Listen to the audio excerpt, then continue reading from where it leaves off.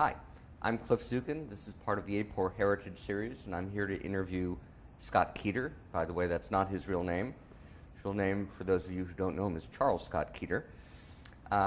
He is an AAPOR luminary. He is someone who's made distinguished contributions in 3 different areas of AAPOR.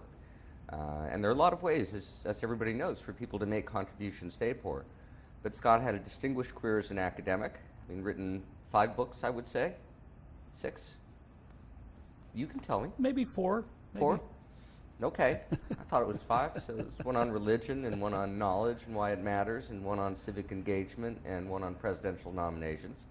He's also contributed heavily to the field as the senior or director of survey research for the Pew Research Center.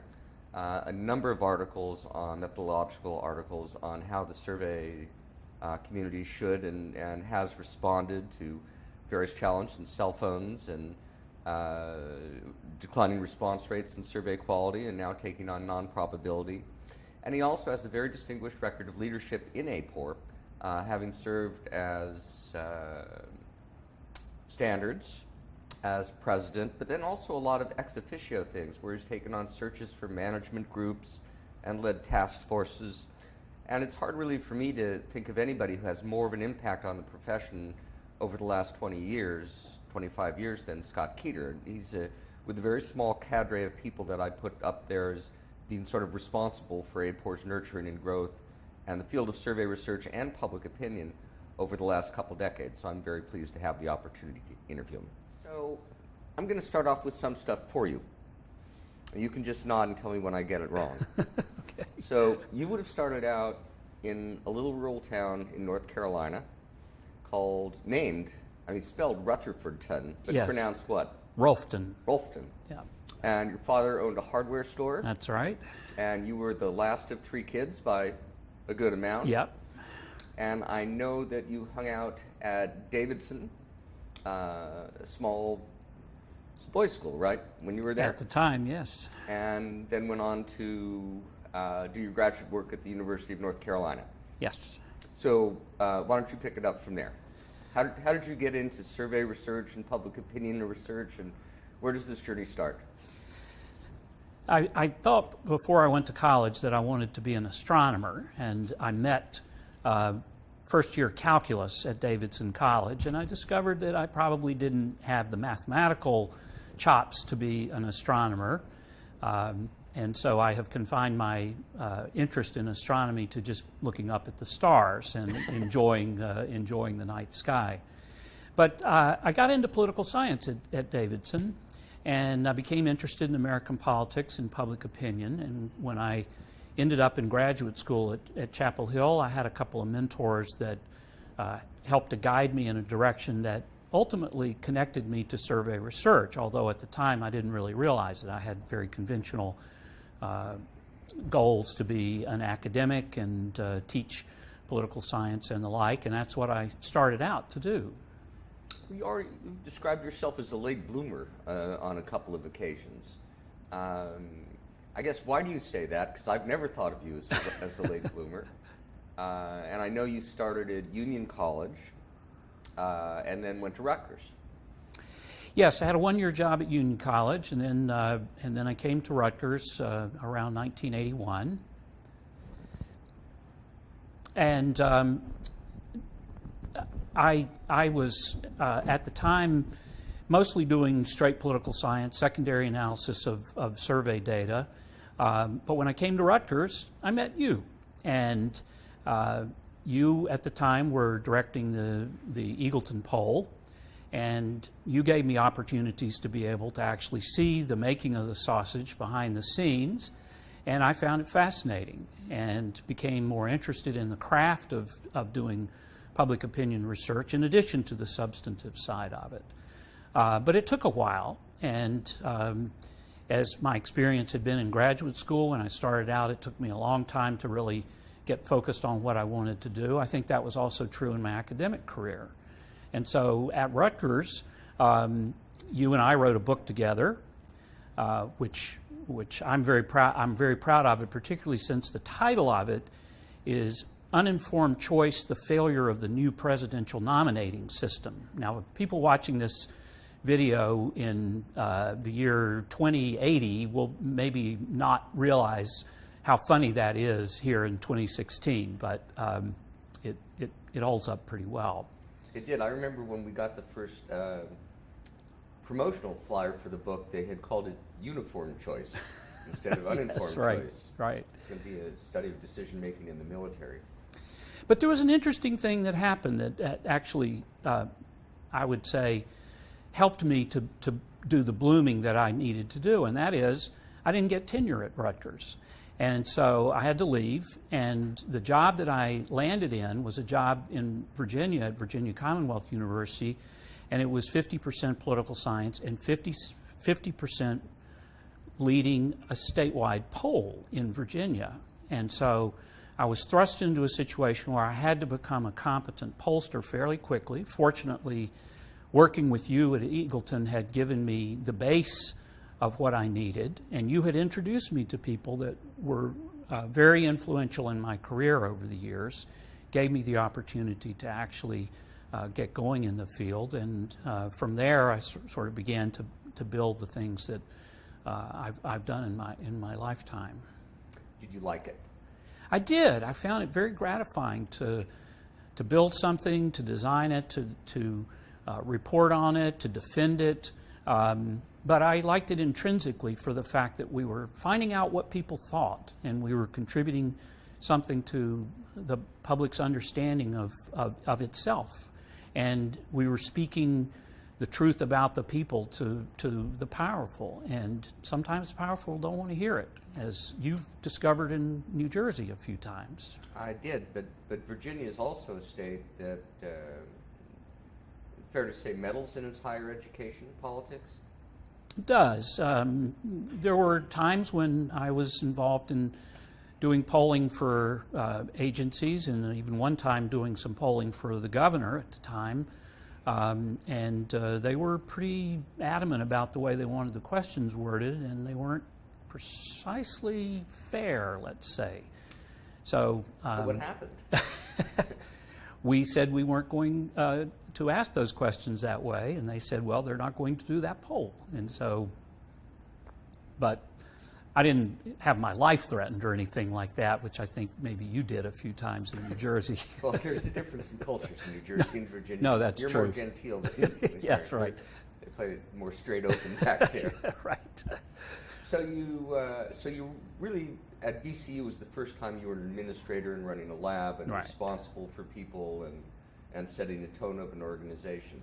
Yes. How big was the lab when you were there? Well, it was really quite small. We had an interviewing crew of maybe 30 people or so. We were doing a statewide poll maybe 4 times a year. And I had 1 or 2 staff members, research associates working with me, an administrator. And I was a terrible businessman. I had no sense of how to keep account of things, and I left behind a trail of disgruntled accountants and other people in the university. But we did a lot of good stuff, and I don't think we actually lost money. But no one really knows because the records were so poor. But the thing that was great about it from the standpoint of somebody who was trying to build a career and get tenure and the like is that I was able to collect data for our clients and for the goals of the center, but I could also add some questions on Right. subjects that I was interested in, and that made it possible to bring some extra data to bear on questions about public opinion and also about survey methodology. Survey methods, right. And so that facilitated something that would not have been possible had I not been in that position. So at some point, though, you had this idea that it would be nice to actually live with my wife rather than commute, because she was at George Mason, right? That's right, yeah. And so you left VCU and really took an administrative job at Mason as head of the political science department. Right. Yeah, I had gotten into administration at VCU and had been department chair there for 3 years, but then moved over to George Mason in 1998 as department chair for 4 years. And that was, that was good, and I enjoyed doing that. But I also knew after 7 years of doing academic administration that that was not the career path for me, that I really liked research and I wanted to do more of it. Fortunately, along the way, you had introduced me to Andy Kohut, a towering giant in the field of public opinion, and he, mainly at your prodding, grudgingly offered me an opportunity to do some consulting with what was at the time called the Times Mirror Center for the People in the Press. Now, I would just stop and say it wasn't grudging because of anything you did. No, he just had a well-known animus towards academics in general because of their slow pace and right.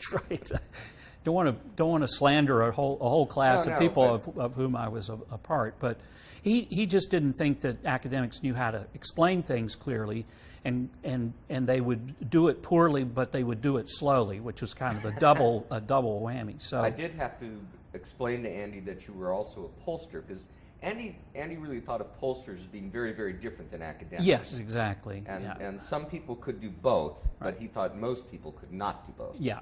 So you started working for the Times Mirror. Right. That was in 1993 or so, and then he had me do a consulting project every year for several years, and one of them was a big non-response study that we did that where we did two surveys, one of them with our standard method, another one with a very rigorous method, much higher response rate, and we were able to demonstrate that the response rate was no guide to the data quality, that we got as good a data with the low response rate survey as with the high response rate survey. Was that controversial when you let that out? It was.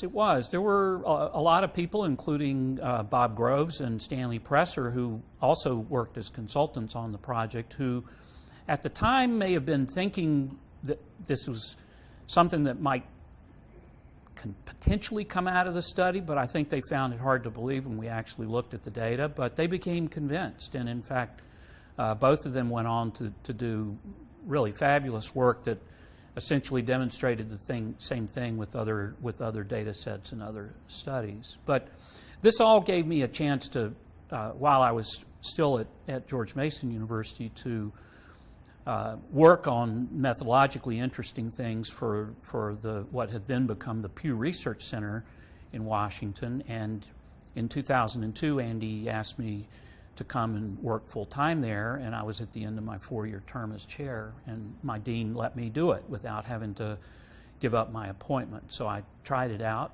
loved it, and I've been at Pew ever since. So was it hard to leave academics, or had you really had enough of it and decided that I'm going to do a new career? Because you had been a very successful college professor, as I remember.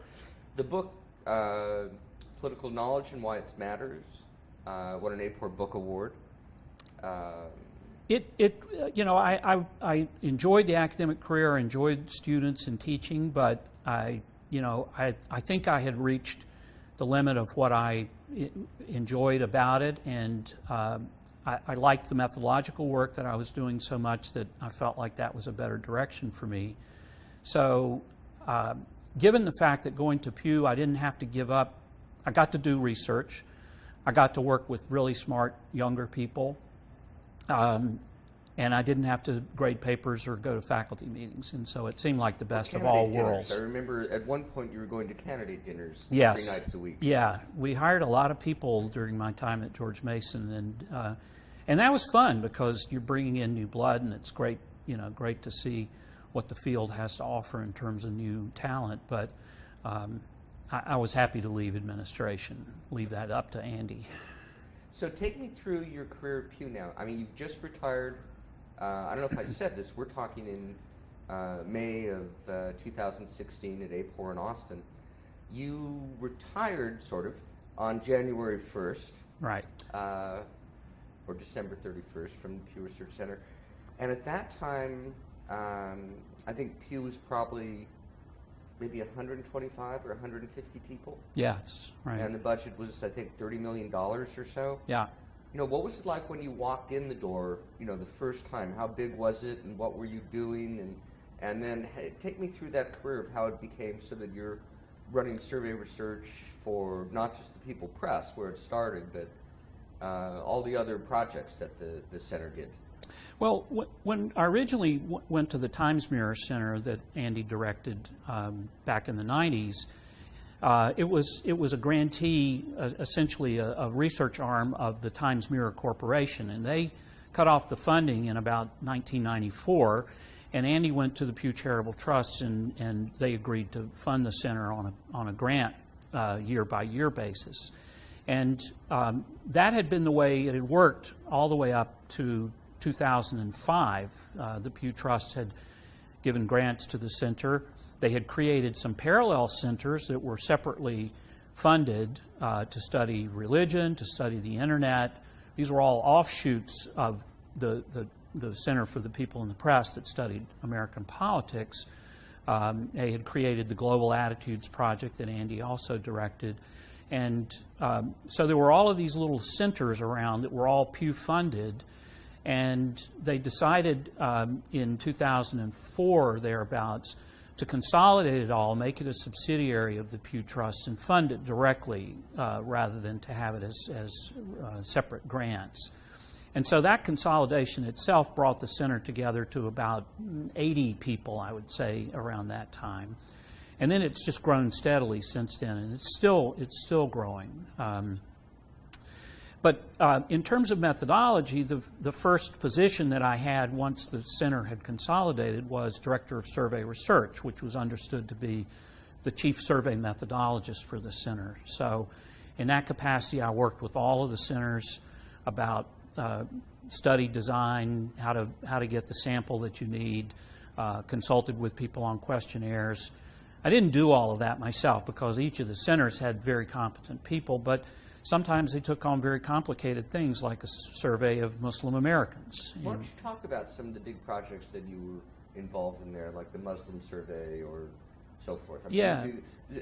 Pew's done some momentous work that yes. Things, partly because you're well-funded, but partly because you're inventive and have enough money to look at low-incidence populations when times are right and there are serious policy questions. What are some the difficult ones involving like the Muslims are carrying out that the most proud? Yeah, in 2007, Andy and the president of the Pew Charitable Trust had decided that it would be a good thing to try to give people a really rigorous survey of the attitudes and beliefs and practices of American Muslims.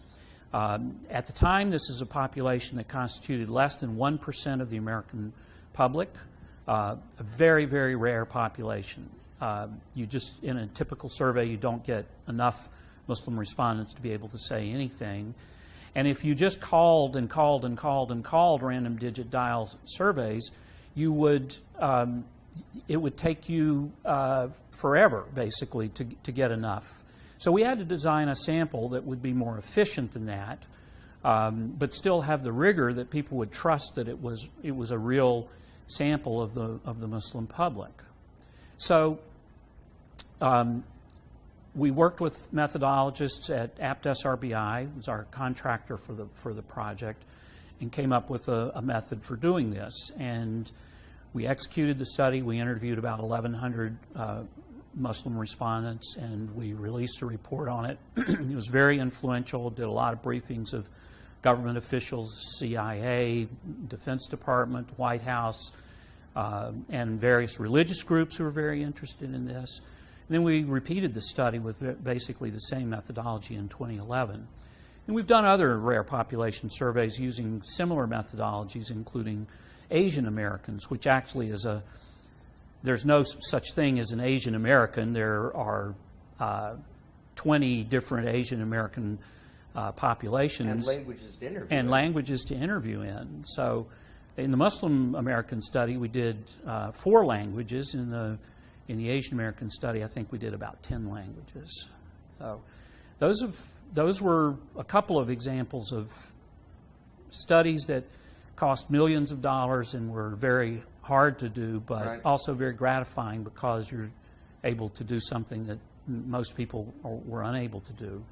Take me through, I think of your contributions in the early part of your career has been on the substantive side of public opinion. And then it seems to me later in life, in your golden years, you moved over to the method side. What was that, a conscious choice, or was that just the needs of the center? How moving from an academic researcher that studied civic behavior, elections, knowledge, and what do you think are your most important contributions there to this whole body of work on, generally in journal articles, that you've done later in your life? What do you think was the most important work you've been involved with, and what are you most proud of in the contributions? Well, you and I have written 2 books together, one of them on the presidential nominating process, which I do think still stands up today in terms of the things that we observed, and very proud of that work, even if people misspell the title. And then in 2006, we published a book on civic engagement among different generations, which I think has also been a valuable, it certainly shaped my thinking about the way generational change occurs and how young people come to be the political animals they are, sometimes not much, sometimes more. And so those were 2 things that I've really been proud of. I also worked with Michael Deli Carpini, who was a professor at Rutgers along with you, and he and I did a project on political knowledge. We wrote a book called What Americans Know About Politics and Why It Matters. We also did some methodological work on the measurement of political knowledge as a part of that, and that was one of the things that sort of got me even further into the methods area. But at Pew, in addition to working with Andy and some of his colleagues on a book that focused on religion and politics, we did several methodological studies. The first one that I mentioned a few minutes ago was the study of non-response, and then in 2004, I observed, along with a lot of other people, that there was this concern about the growing number of households that don't have a landline but have a cell phone, the cell-only population. And that was also coincidentally the year that a young intern joined us named Courtney Kennedy, who came to us and said, "You guys need to be thinking about calling cell phones," which was pretty cheeky for a person who was just out of that, coming out of undergraduate school. Whatever happened to her? Yeah, let me think. So with the urging and the sort of statistical expertise that Courtney had, we did a lot of cell phone work and published some articles on what the bias was if you didn't include cell phones. And now we do, as a matter of course, 75% cell phone, 25% landline interviewing. And along the way, Courtney, after going back to grad school and working at APT-SRBI for a number of years, came back and succeeded me in my job in January. That's your job. Is that job, thinking ahead about challenges facing survey research, what challenges have we successfully overcome, such as cell phones and so forth? And what's ahead?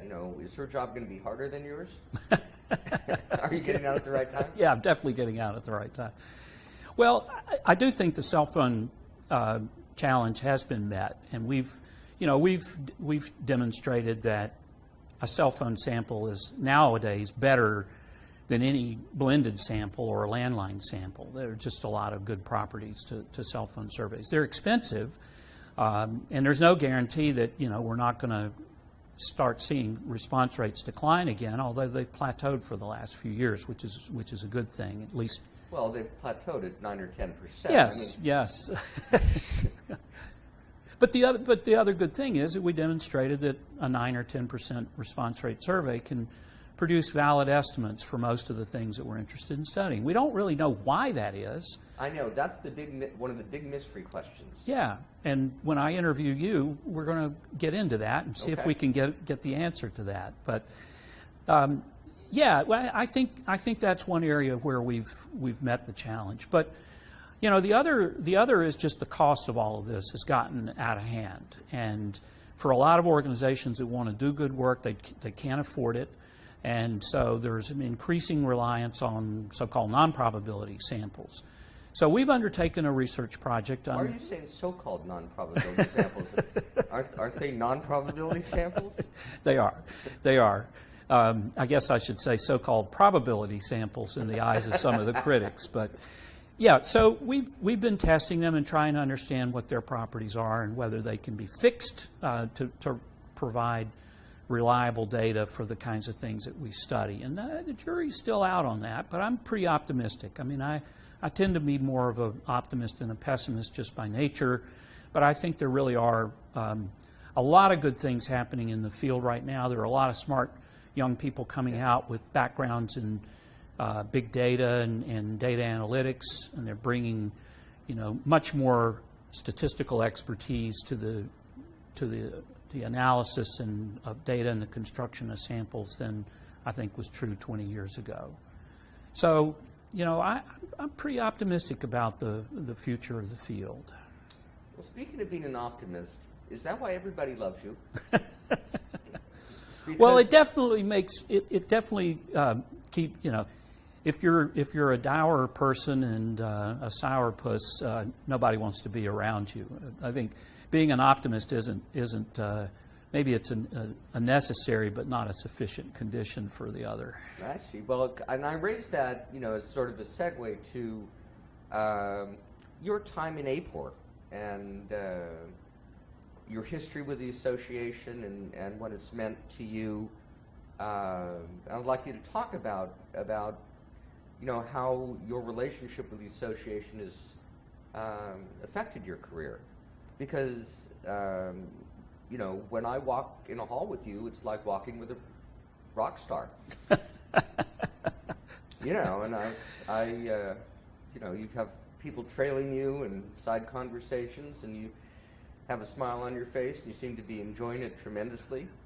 And I don't know. I'm going to have to ask if profanity is allowed in these interviews, because you know, I think when you walk down the hall at AAPOR, you get the same thing. People want to talk to you, and we'll get into that in your interview. But talk to me about what AAPOR means personally to you. Oh, it's just fabulous. I mean, first of all, you introduced me to the association. You encouraged me to go to the conference. Well, you would have gone to these horrible political science conferences. Oh otherwise. my God, yes. No, that saved me from a fate worse than death. So, but you know, the first thing you can say about an AAPOR conference is that it's a very collegial and warm place. People are really into what is going on in there. You get panels with standing room only crowds. You have people really engaged, you know, from the crack of dawn to way after dark, talking about the issues that we've talked about in this interview.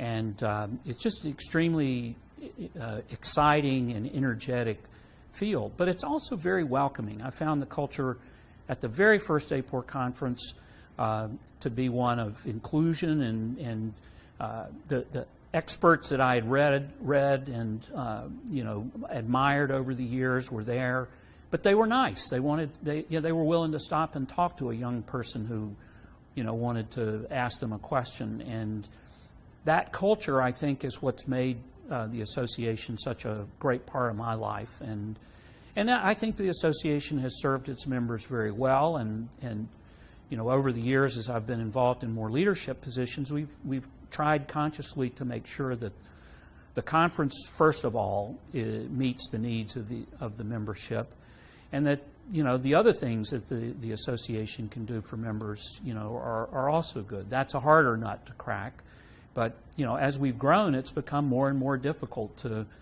you know, to do the basic functions. And, you know, we've seen a lot of changes over the years in what AAPOR is and how it's run. What was your presidential year like?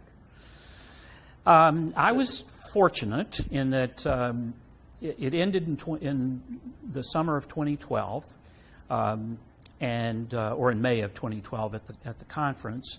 And unlike Nancy Mathewitz, who had defeated me when I first ran for president and was president in 2008 when the New Hampshire primary polling failed miserably, and then she had to spend the rest of her presidential term trying to figure out what went wrong with the polls. Nothing like that happened to me. Could I just interject a historic footnote for the record? And that is that Nancy Mathewitz beat you by 1 vote, and you voted for her. I think this is an apocryphal story. No. But Well, you told me you voted for her, and I knew the election outcome, so I put the two together. So you gave Nancy that bad assignment so you could get the good time 2 years later. That's very good planning. Well, this sounds like a fictional moment, but if you say so, I will. I really have.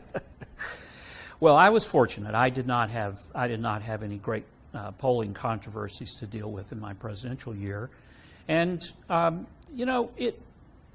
I can't say that we launched giant new initiatives when I was the president. I think that I found that just helping the association to adapt to the changes in the profession as well as just the administration of the association was very important. I feel like in some ways the service that I provided when you and I worked together on long-range planning and on the selection of the management organizations that have provided the administrative support to AAPOR have been very consequential parts of my service. And I feel like my presidency's kind of benefited from the fruits of that earlier work that you and so many others were involved in and that I had a hand in.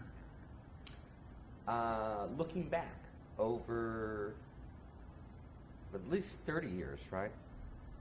Yeah. Of AAPOR. Yeah. And actually, quite a bit more when you consider the whole profession.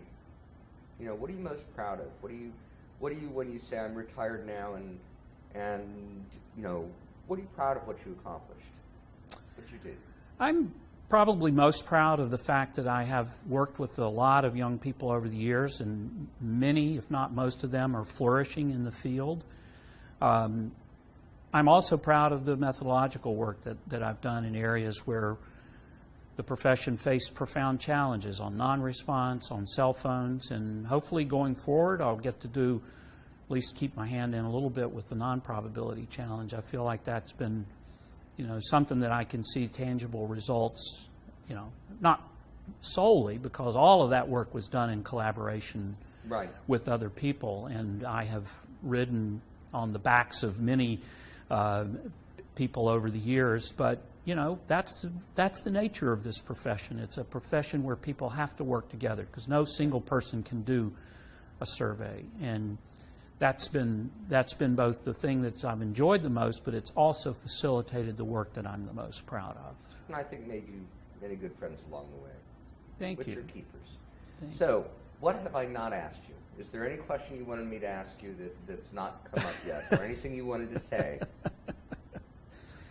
I want to say thank you to you for the fabulous introduction to this profession that you've given me. I think I'm maybe the oldest of your grandchildren in the profession. You have many, many others, but I'm probably the oldest one. I don't know.